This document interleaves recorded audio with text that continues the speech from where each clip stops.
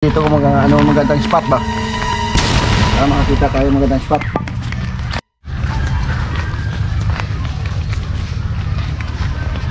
And guys, nandito naman kami. Nanghahanap kami ng pwede map kaya bumalik na naman sa Bakawan. Ikot namin dito kung magandang spot ba? Para makakita tayo magandang spot.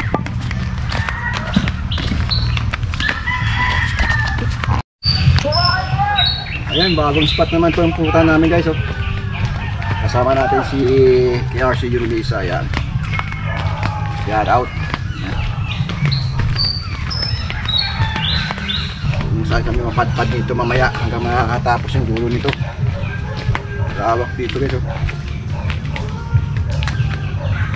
Pinakadulo na to.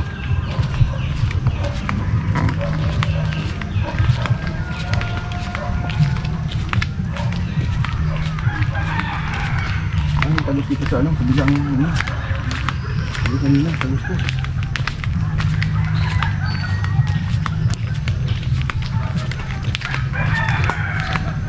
Lamig dito, lamig.